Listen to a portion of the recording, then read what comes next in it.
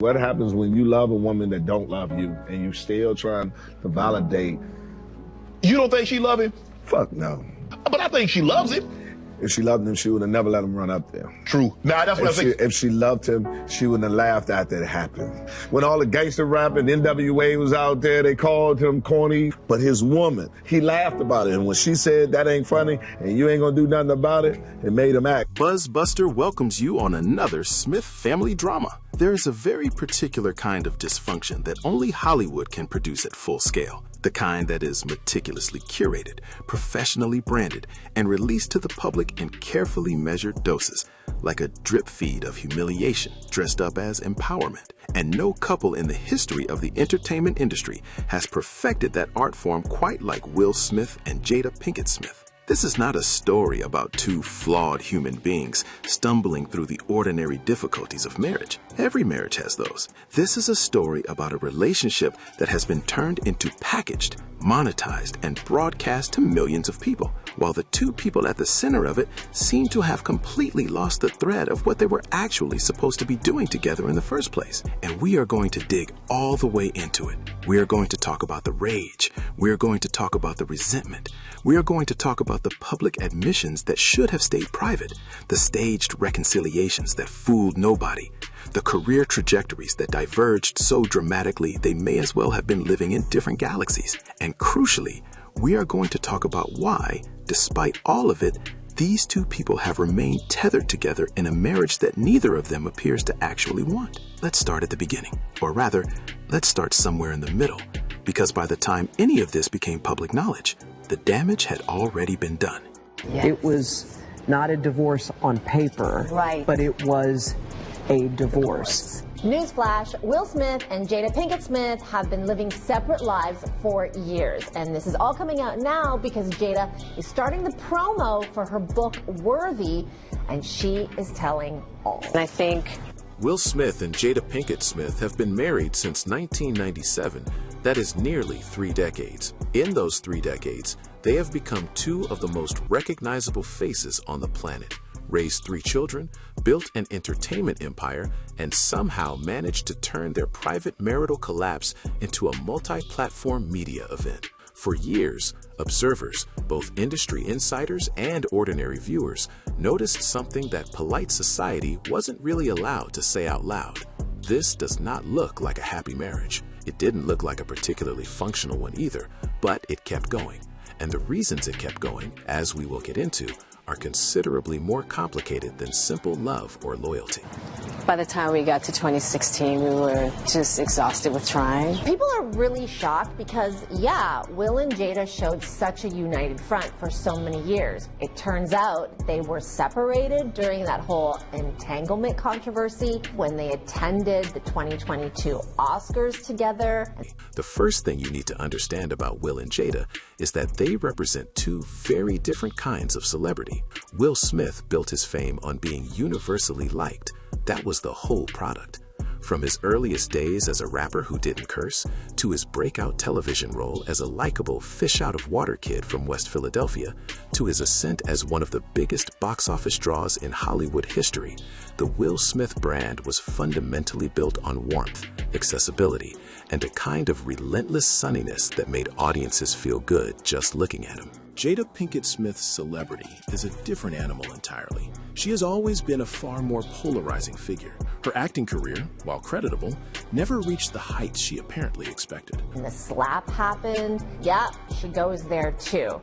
She, like the rest of us, says that she didn't believe it was real at first. She thought it was a skit. Her public persona has consistently read as combative, self-righteous, and convinced of a depth and profundity that the general public has never quite been able to see. This is not a personal attack. It is an observation about public perception, and it is the key to understanding almost everything that follows. Because here is the central tragedy of the Will and Jada story. She married an A-list movie star, and she expected that proximity to his success would translate into her own. When it didn't, when the culture made clear, repeatedly and unmistakably, that it wasn't particularly interested in what Jada Pinkett Smith had to offer, something curdled, something turned. And that turning became the engine of everything that came after. She goes on to explain that she's living a completely separate life from Will and that they split up in 2016 because they were exhausted from trying. The words of a true hero. This revelation is especially humiliating for Will Smith because everyone immediately drew the connection to the slap heard around the world. Greatest night in the history of television. And now we know that Will not only embarrassed himself in a desperate attempt to impress his wife, but that he did all this for a woman who'd left him 5 years earlier. In a clip that resurfaced on social media and sent the internet into an immediate tailspin, Jada Pinkett Smith can be seen discussing, with the kind of theatrical vulnerability that has become her signature mode, the realization that her husband was not responsible for her happiness. She talks about checking boxes, about doing everything she was supposed to do, about fulfilling every obligation that romantic expectation placed on her. And then she asks a question that cuts right to the heart of the matter. You got your dream. How come I'm not having mine? Let that sit for a moment. Because that sentence, you got your dream, how come I'm not having mine, is not the statement of a woman who has accepted the unpredictable nature of creative success in a brutally competitive industry. It is the statement of a woman who believes that marrying someone successful constitutes a kind of contractual arrangement, wherein her husband's achievement obligates the universe to deliver her equivalent rewards. Will Smith became one of the most commercially successful actors Hollywood has ever produced. I started and I told myself I was doing all of my stunts. I was doing, Tom Cruise, it was just hanging on the side of an airplane. Yes. F-50. Yes. I was like, man, I'm better than Tom Cruise. Yeah. He had the rare combination of genuine charisma, extraordinary work ethic, and perfect timing that creates movie stars. The culture wanted him. Audiences showed up for him. He could greenlight projects. He had, by any reasonable measure, one of the greatest careers in the history of the film industry. Jada did not have that career, and she has, apparently, never fully made peace with it. The resentment simmers in almost every public statement she makes about their relationship. This sense that Will's success was somehow taken at her expense, that his light was casting her in shadow, that the dream she was supposed to have was being withheld from her by forces she couldn't control. What the culture actually withheld from Jada Pinkett Smith was not opportunity. Hollywood is not shy about creating opportunities for the spouses and partners of its biggest stars. What the culture withheld was genuine enthusiasm, the specific, ineffable quality of public appetite that cannot be manufactured,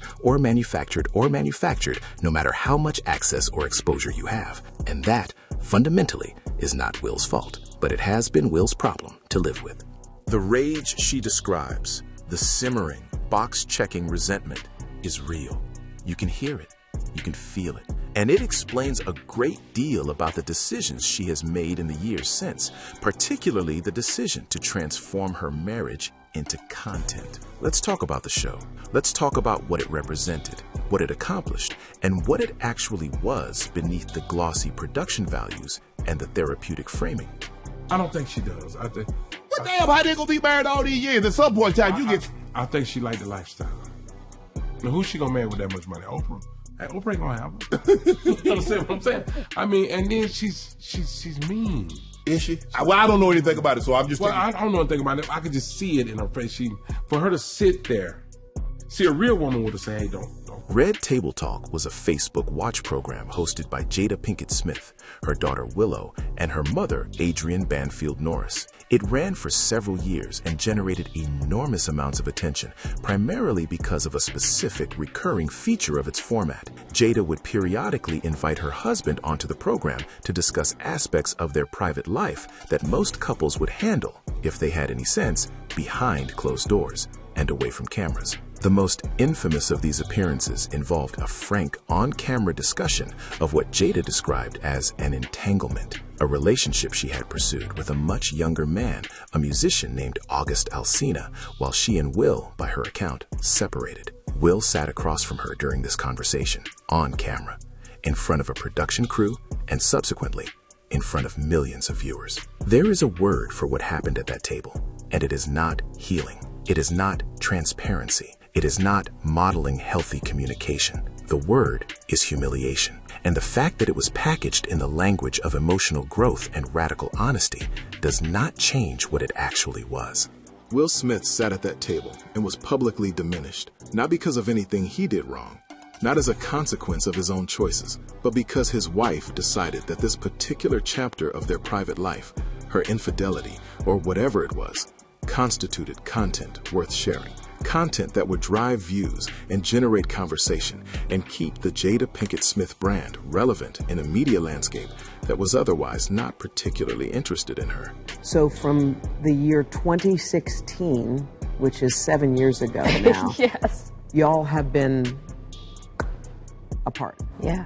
He showed up, he sat there, he participated, and in doing so, he demonstrated either an extraordinary capacity for self-abnegation or a level of emotional distress so profound that he had lost the ability to draw the most basic boundaries around his own dignity. There is a clip from around this period in which Will Smith, visibly exhausted and raw, says something that haunts this entire story. He says simply, "That's it, I retire. I retire from trying to make you happy. I need you to go make yourself happy and just prove to me that it's even possible." That is not the statement of a man in a marriage. That is the statement of a man who has reached the absolute end of his psychological resources. That is a man who has been running on empty for so long that he has forgotten what full feels like. The rage in that statement is not loud. It is quiet. It is the quiet rage of total exhaustion, and it is far more devastating than anything dramatic. Watch that clip a few times. Really watch it. Because what you are seeing is not a successful Hollywood star.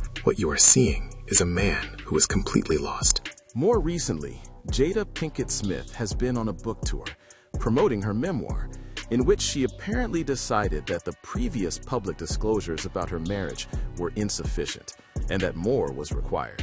More detail, more revelation, more of that particular brand of therapeutic exhibitionism that she has turned into a career. In appearances connected to the book tour, she has spoken about Will's response to the Red Table Talk episode, where she disclosed her relationship with August Alsina. According to Jada, Will did not want her to face that moment alone. He wanted to sit beside her, to support her. She frames this as a gesture of loyalty and love. Think about what that actually means. Your husband, the man you publicly humiliated by disclosing your relationship with someone else on a Facebook show, wants to sit next to you while you do it, and you frame his presence as support rather than as the heartbreaking evidence of a man who cannot figure out how to prioritize himself. You know, Esther Perel is coming to the table. She's going to be at the red table. Would you say she has been instrumental in you and I redefining our relationship? I would say don't just start filming me without asking me. Esther, come help us again, please. I'm still dealing with foolishness. Because she don't just... She then goes on to use a phrase that has become something of a totem for a certain kind of emotional language that sounds profound, but means almost nothing. My truth. She needed to speak her truth, but she also needed to protect him. Let's examine the idea of protection here, because it is doing a lot of work in that sentence, and it does not hold up under examination. If you are protecting someone, you do not broadcast their most painful moments to millions of people. If you are protecting someone, you do not turn the most intimate failures of your shared life into a content strategy. If you are protecting someone, you exercise some minimal level of discretion about what belongs in public and what belongs in private. My truth and protecting you are not compatible in this context. They are in direct opposition. And the fact that Jada can use both phrases in the same breath, apparently without registering the contradiction, tells you everything you need to know about how she has oriented herself in relation to this marriage and to this man. She is the protagonist. He is the supporting character. His feelings, his dignity, his career, and his psychological well-being are all subordinate to the story she is telling about herself, and she is still telling it. On the book tour, in interviews, in carefully managed media moments designed to keep her name in the conversation long after the natural orbit of her celebrity would have pulled her away from relevance. It is worth spending some time on the career, because the career is, in many ways, the clearest evidence of what this marriage has cost Will Smith. For roughly 2 decades, Will Smith was one of the most reliably bankable stars in Hollywood. The list of his hits reads like a survey course in mainstream American cinema. Bad Boys, Independence Day, Men in Black, Ali, The Pursuit of Happiness, Hitch, I Am Legend, Concussion, King Richard. Film after film, across multiple genres and tonal registers, audiences showed up. He delivered. He worked. He was also, for most of that period, a genuinely beloved public figure, the warmth was not an act. Or if it was so deeply practiced that it had become authentic. I was f***ing her son's friend, okay? Now, I normally would not talk about this but for some reason these put that on the internet. I got into an entanglement with August. That's what I said. An entanglement? Yes. Yes. A relationship? Yes, it was a relationship. Absolutely. People liked Will Smith in a way that transcended demographic categories. He had the broadest possible appeal, which is the rarest and most valuable thing in the entertainment industry. And then came the years of public self-destruction. Not all at once, but cumulatively. Each revelation, each red table moment, each uncomfortable public appearance, each indication that the sunny exterior was masking something far darker and more troubled, all of it chipped away at the brand that Will Smith had spent 20 years building. The award season for King Richard, which earned him his Academy Award, should have been the triumphant culmination of an already extraordinary career. Instead, it became the backdrop for the single most damaging moment of his public life, a moment that happened live, on camera, in front of the entire global entertainment industry and hundreds of millions of television viewers. We will get to the slap, but first, let's understand the context in which it happened, because context matters enormously here. Will Smith arrived at the Oscars that night as a Best Actor nominee for a film about a father who willed his daughters into greatness through sheer force of love and discipline. He arrived as a man who had been publicly humiliated multiple times, who had sat at tables he should never have been required to sit at, who had swallowed degradation in the name of a marriage that was giving him almost nothing in return. He arrived as a man full of suppressed rage that had nowhere appropriate to go. And then a comedian made a joke, a mild joke as these things go, a joke about his wife's shaved head, a reference to a film character known for her shaved head, a joke that, under any ordinary circumstances, would have landed as a bit of playful roasting and been forgotten by the following morning. But Will Smith was not operating under ordinary circumstances, and what followed was not a calculated act of chivalry. It was the release of years of compressed psychological pressure through the most catastrophically ill-advised valve imaginable. Let's be precise about what happened on that stage, because it has been analyzed and reanalyzed and mythologized to the point where the actual event has sometimes gotten lost. Will Smith walked onto the stage at the Academy Awards. He struck Chris Rock across the face. He then walked back to his seat. Shortly afterward, he won the Best Actor award and delivered a tearful speech about love and protection and family. That is what happened. What it was not an act of heroism. It was not a man defending his wife's honor. It was not a statement about the limits of acceptable comedy or the dignity of people living with medical conditions. These are the frames that were applied afterward, sometimes by Will himself, and none of them are accurate. That was a horrific night, man. That was a horrific night. To you? For me, yeah. For all the real ones who understood, I'm going to stand up for my wife, whether I'm right or wrong in any place. So I understood that. I don't care what you say. Nobody can make me think that anything you did was wrong. What it actually was, a catastrophic failure of impulse control at the worst possible moment by a man who had been running on an empty psychological tank for years, a man who had been denied the opportunity to express legitimate rage at the appropriate targets, the decisions and behaviors within his marriage that had been diminishing him for years, and who therefore expressed that rage at the wrong person entirely. Chris Rock did not deserve to be struck. He made a mild joke. He handled what followed with remarkable composure and dignity.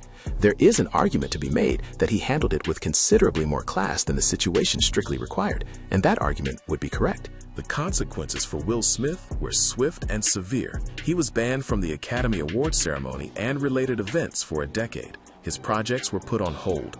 His relationships within the industry, relationships built over 20 years of professionalism and goodwill, were strained or severed. The brand that he had spent his entire career building was damaged in a way that may prove permanent. And Jada wrote a book. The asymmetry is almost too stark to process. The man who paid the price, who took the career hit, who absorbed the industry backlash, who became the punchline, is the one who had been quietly suffering for years. The woman who created many of the conditions that led to that suffering emerged with a memoir deal and a promotional tour. This is what happens when one person in a partnership consistently treats that partnership as material for their own narrative, and the other person consistently goes along with it. So why? Why is this marriage still, technically, a marriage? Why have these two people, who appear to make each other genuinely miserable, who have publicly aired grievances and humiliations that most couples would never survive, who seem to have fundamentally incompatible needs and expectations, why have they not simply ended it? This is the question that sits at the center of everything, and the honest answer is that there is no single explanation. There are several, and they operate simultaneously. The first is inertia. Marriages of nearly 3 decades develop a kind of institutional weight that is genuinely difficult to dismantle, regardless of the emotional reality of the relationship. There are properties and financial arrangements and professional entanglements and family structures that make separation enormously complicated. This is true of any long marriage, and it is especially true of a marriage between two major public figures with substantial combined wealth and a shared public brand. The second is image. Both Will and Jada have, in their different ways, built aspects of their public personas around the idea of their marriage. Will as the devoted, if flawed, husband. Jada as the woman who has figured out a different model of partnership, one that transcends conventional expectations. She hurt him way more than he hurt me, okay? And who's he hit? Me. A formal divorce would require a significant reconstruction of these images. An image reconstruction at this level of celebrity is neither easy nor cheap. The third is more complicated and requires a degree of speculation that should be clearly labeled as such. There are ongoing legal matters, allegations reported in various outlets involving Will Smith and claims made by third parties that have generated significant public discussion. The details of these allegations, which Will has not publicly confirmed and which remain in the legal process, create a situation in which the stability and conventionality suggested by an intact marriage may feel, to the parties involved, like an asset worth preserving. This is speculation, but it is informed speculation, and it is the kind of thing that explains otherwise inexplicable behavior. When the financial and legal and professional stakes are high enough, people make decisions about their personal lives that appear irrational from the outside, but make a certain cold calculus when you understand all the variables at play. The fourth reason is perhaps the simplest and also the saddest: habit. Sometimes people stay in relationships not because those relationships are good, not because they make rational sense, not because they serve either party's genuine interests, but because staying has become the path of least resistance. Because the alternative requires confronting not just the end of a marriage, but everything that the marriage revealed about yourself and the choices you made and the years you lost. That confrontation is harder for some people than for others, and some people will do almost anything to avoid it. At roughly the same time that the Will and Jada story was generating its latest round of public attention, another high-profile Hollywood marriage was coming visibly apart, and the contrast is instructive. Ben Affleck and Jennifer Lopez, who had famously reunited after 2 decades apart in what many observers described as a deeply romantic second-chance love story, separated after approximately 2 years of marriage. Reports suggested that the separation involved significant financial costs to Affleck. Figures in the range of $30 million were cited in various outlets as the price of disentangling their lives. $30 million is an extraordinary sum. It represents, for most people, an inconceivable amount of wealth. But here is the thing about $30 million when weighed against psychological freedom. It may actually be a bargain. There are things that cost more than money. There are things that cost more than any financial settlement, any career disruption, any temporary reduction in the scale of your life. Those things are harder to quantify, but they are real, and they accumulate, and eventually they become impossible to ignore. Peace of mind is worth something. The ability to move through the world without the constant awareness that your most private failures have been turned into content is worth something.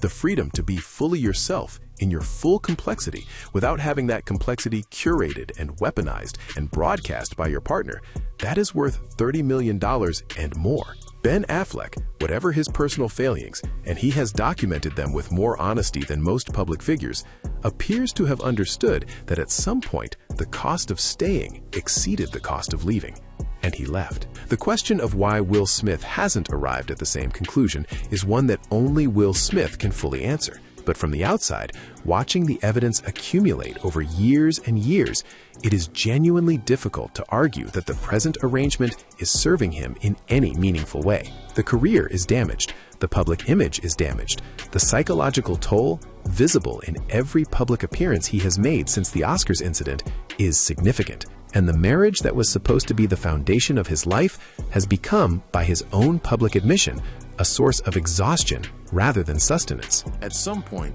someone has to say it clearly. The kindest thing that could happen to Will Smith is the end of this marriage, not as punishment, not as judgment, but as liberation, as the beginning of whatever comes next, which, based on his talent and his history and the reservoir of goodwill that still exists for him in much of the public, could be something genuinely new and genuinely good. We should spend a little more time on the book, because the book is the most recent installment of what has become an ongoing and remarkably revealing project of public self-construction. It was not a divorce on paper, right, but it was a divorce. Newsflash, Will Smith and Jada Pinkett Smith have been living separate lives for years. And this is all coming out now because Jada is starting the promo for her book, Worthy, and she is telling all. And I think Jada Pinkett Smith has been, throughout her career, deeply invested in being seen as a certain kind of woman, authentic, fearless, unwilling to perform conventional femininity or conventional wifeliness, willing to say the uncomfortable thing, to go to the vulnerable place, to be the person who breaks the silence that everyone else is too cowardly to break. There is something genuinely admirable in that impulse, taken on its own terms. The world does benefit from people who are willing to speak honestly about uncomfortable things. Authenticity, when it is real, is valuable and rare. But what Jada Pinkett Smith practices is not authenticity. Or rather, it is a very specific, very carefully managed version of authenticity, one that looks like radical honesty, but functions in practice as a form of control. She decides what gets disclosed and what doesn't. She decides the framing.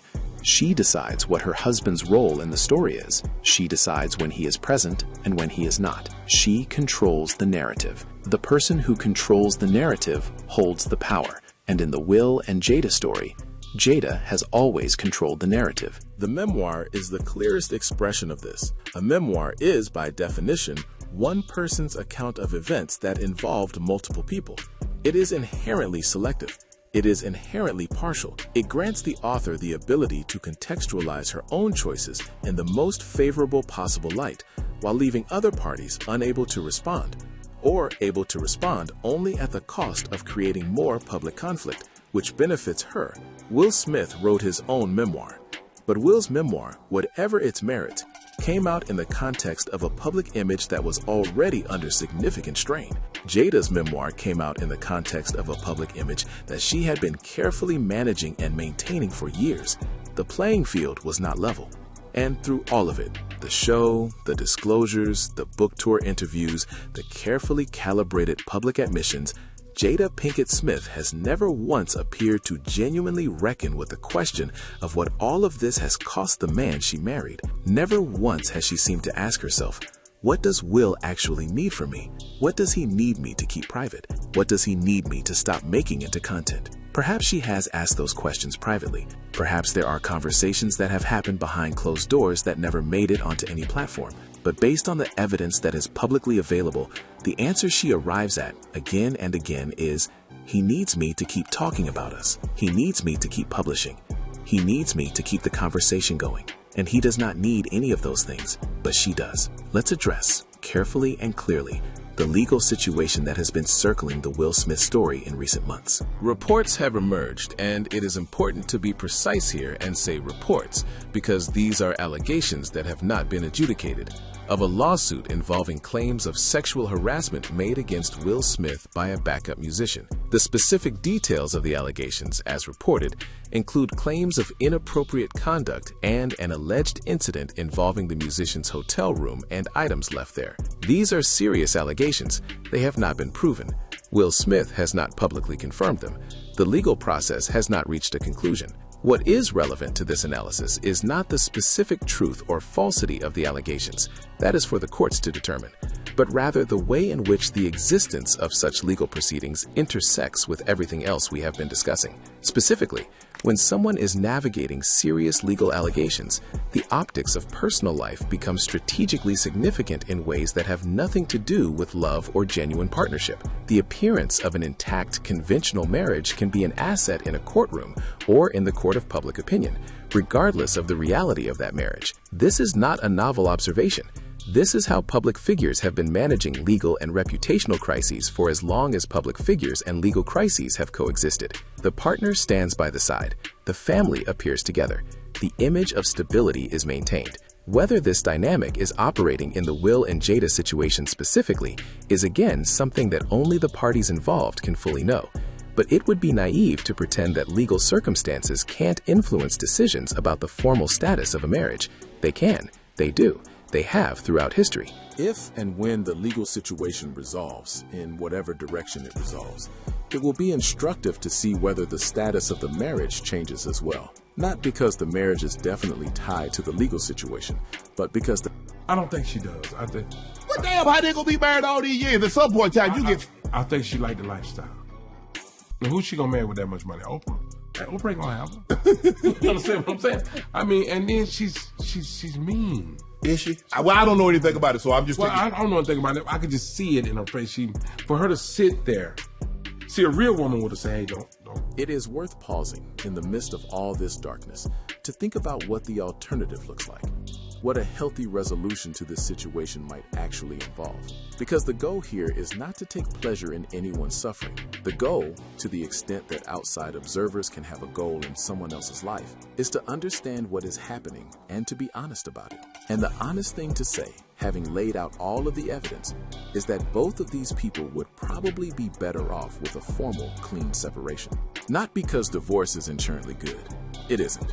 It is painful and disruptive and costly in every sense of that word. But compared to the alternative, compared to remaining in a dynamic that has produced on the public record mutual recriminations, public humiliation, suppressed rage, career destruction, and a level of emotional exhaustion that is visible to anyone paying attention, the pain of a well-managed divorce seems like a significantly better option. What would it look like? Practically speaking, it would look like what it looks like for any high net worth couple with a long marriage and complicated shared assets. Significant legal negotiations, financial settlements, agreements about property and ongoing obligations. It would be expensive. It would be complicated. It would take time. And then it would be done. And then both of them could begin the actual, genuine work of figuring out who they are without this particular story defining them. For Will Smith specifically, there is reason to believe that the person who would emerge from that process could be genuinely interesting. The Will Smith who existed before the marriage became a public crisis was someone with enormous reserves of talent and charisma and genuine warmth. Those qualities do not simply disappear under pressure. They get buried. They get suppressed. They wait. A Will Smith who was no longer managing the ongoing psychological cost of this marriage, who was no longer sitting at tables he shouldn't be sitting at, no longer absorbing public humiliation in the name of partnership, no longer carrying rage he has nowhere to put, might be capable of a genuine creative and personal renaissance. The audience is still there. The goodwill, battered as it is, has not fully evaporated. The talent is still there. It's not too late, but it requires a decision that, so far, has not been made. Let's zoom out for a moment, because the Will and Jada story is not just a celebrity story. It is a story about something larger and more universal, something that touches almost every long-term relationship in ways that are rarely discussed with this kind of clarity. Every relationship involves two people with individual ambitions, individual needs, individual identities that existed before the relationship and continue to exist within it. The question of how those individual identities coexist, how they support each other, how they compete with each other, how they sometimes fundamentally conflict with each other is one of the central questions of any serious partnership. In the Will and Jada story, that question was never resolved in a healthy way. Instead, the unresolved tension was packaged and turned into content, which provided a temporary illusion of resolution. Look, we're talking about it, we're being honest, we're doing the work, while leaving the actual underlying issues completely untouched. The work of a relationship is not performed on camera. It doesn't happen on a talk show. It doesn't happen in a memoir. It happens in the accumulated private moments when two people choose, over and over again, to prioritize each other and to do the genuinely difficult thing of putting the relationship above the individual narrative. Jada Pinkett Smith has consistently chosen her individual narrative. The show, the book, the interview, the content, and Will Smith, for reasons that are both psychologically comprehensible and genuinely tragic, has consistently allowed it. There is no villain in this story, in the simple, cartoonish sense of the word. There are two people who were probably never well suited for each other, who stayed together long past the point when the problems were resolvable, who made choices along the way that compounded the damage rather than addressing it, and who are now both living with the consequences of those choices in full public view. The lesson, for anyone watching this from the outside, anyone processing their own complicated relationship dynamics through the lens of this very public example, is something like this. The courage to end something that isn't working is not a failure. It is, in many cases, the most honest and self-respecting thing a person can do. And the courage to stop performing your pain for an audience, to decide that your private life deserves to remain private, that your partner deserves better than to be content, that the next chapter of your story doesn't need to be broadcast to millions of people in real time, that is a different kind of courage, and arguably a rarer one. Here is where we are as of now.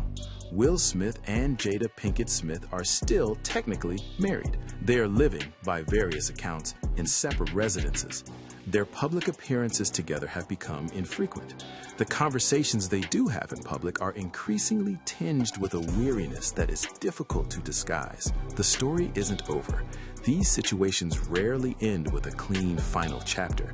They tend to continue in lower registers, quieter iterations, until some decisive external event forces a conclusion, or the parties simply decide, quietly and without fanfare, that it's time. The Oscar slap was a decisive external event, and it changed things irrevocably. Whatever comes next, whatever legal resolution, whatever formal change in the status of the marriage, whatever career move or public statement or new project, it will happen in the context of that moment and everything that led to it. What is certain is this: the current state of affairs is not sustainable, not dignified, and not good for either of the people at the center of it. Something will change. The only question is whether that change will be something that one or both of them actively chooses, or something that simply happens to them. The best outcomes in life, generally speaking, are the ones we choose rather than the ones that choose us. There is still time. Whether either Will or Jada will use that time well is something that only they can decide. But we'll be watching, not because suffering is entertainment, though the line between the two has been made deliberately blurry by the people at the center of this story. We'll be watching because this is, at its core, a story about what happens when image and reality diverge beyond the point of reconciliation, about what happens when the performance of a life takes precedence over the living of it. And that is a story with lessons that extend well beyond Hollywood. It is a story about all of us in some way, about the choices we make, the stories we tell, the people we stay with longer than we should, and the courage it takes, finally, to tell the truth. That's the story of Will and Jada, and it is far from finished.